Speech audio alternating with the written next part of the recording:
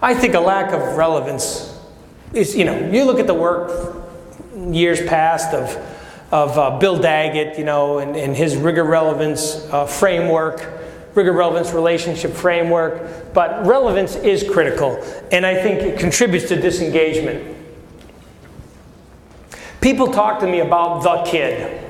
Everywhere I go, they'll say, haha, I'll get him. They'll give me the description of some kid who's so totally messed up, and then they'll go, what would you do with him? And I say, I have absolutely no idea. I don't know what to do with the kid. Everyone has the kid. The hope is you don't have 500 of the kids. You've got kids who have huge challenges. And then we're saying, what are all those services that we bring into play to work with that child? But there's a whole lot of other kids who aren't that far down the path yet. And what are the services we're providing those kids? I think sometimes it's just a lack of understanding, a lack of knowing.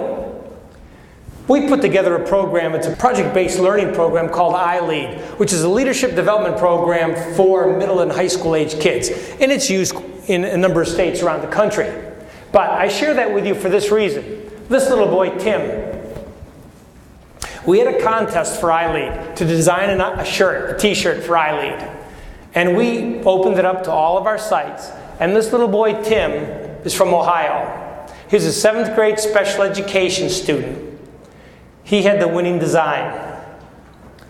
And I went there to the school to present him with a little plaque and a gift certificate and recognize him. And we now have t-shirts with his design on them and his name on them.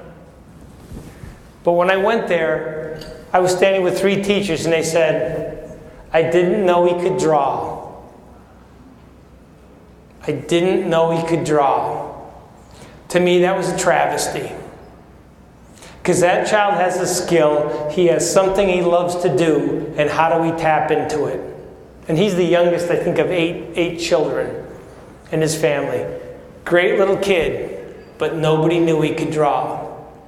So we're asking him to do all these other things that are totally irrelevant to him, but we're not tapping into his greatest interest. I thought that was a travesty. This is Noah. He's my youngest. He's a patriot, as you can see. He's in 1st grade this year. And you all know, when kids start school, what's the biggest hope you have the first day of school? That they have a good first day. The first day is critical, right? You got to get out of the blocks well. My wife takes him to school. He's all excited. He's got his new cons on. He's got his high black cons on. He's all fired up. I remember when I got my first pair of cons when I was playing high school basketball. My mother said, we are going to pay $4 for a pair of sneakers. You really think you're going to play better because you have $4 sneakers? Well, I thought I was. I mean, But anyway, we can get these PF Flyers for like $1. He had his brand new sneakers. He's run up the steps of the school. He's got this backpack filled with all this stuff. Of course, takes a header, cuts his head. He's done. I'm not going to school today. My wife had to sit with him for about 2 hours, get him back engaged. But Noah's in 1st grade. This is what Noah was asked to bring to school. This is the actual, cut and pasted, the supply list of what he needed to bring to school. 24 crayons, child safety scissors, pens, glue sticks. Now, in 1959, that's what I had to bring to school. Pencils and erasers. I don't know if any of you had this experience, but they used to have a Saturday matinee at the movie theater, the Wintergreen Theater. And you'd go to the Saturday matinee like the week before school started, and the movie was like $0.25. You go to the movie, but for an extra nickel, if you paid an extra nickel, they gave you a school box with 2 pencils and an eraser in it. You were good to go. There was no backpack, no Kleenex, no wipes. In fact, I think we were better. We didn't get as sick then. We're too sanitized now. But you think about it. Here's what was amazing to me. In 2010, really, what he's asked to bring to school is no different than I was asked to bring to school in 1959. Are most businesses and organizations operating the same way they did in 1959? I don't think so.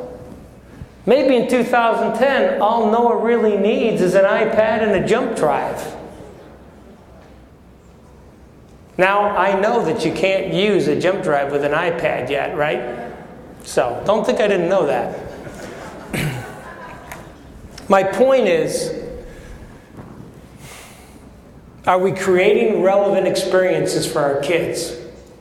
What makes me want to stay in school? What makes me want to come to school? All of my kids have computers.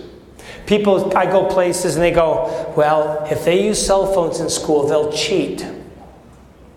I will tell you, in 1971, sitting in the physics class next to Cindy Hall, who I thought was the most beautiful girl in the world, I cheated. I copied off her every time I could. She was brilliant. And I didn't have a cell phone.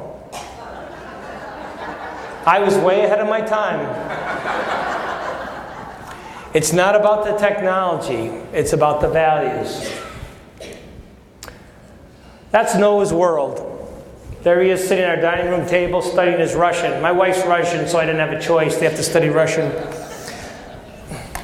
But that's the world he lives in today. That's the world our kids live in. He will sit and study that Russian like that, the computer, almost nonstop. And he's not like a computer geek. He goes outside and plays and runs around too and puts on his costumes and plays Spider-Man and Batman and all that stuff. But that's the world. Are we creating relevant experiences for our kids? Why would I want to come to school? Go in your school and say, why would I want to come? Ask your kids as your customers. We need our kids to be citizens in our schools, not tourists. I think too many of our kids are tourists in our schools. They come, they look around, they take a picture, and they leave. We want them to be cute community members, and to do that, we need to engage them in the process. It's all about the grief to benefit ratio. We can change this if we want to. We can improve this. How much grief do we want to put up with for how much benefit? Kid doesn't come to school, we go to his house, knock on the door. He doesn't come. We're going to stay there at the door and keep knocking. We get him there one day, doesn't come next day, we'll come back again. We're going to be persistent. There's a lot of grief involved with that. But what was the ultimate benefit?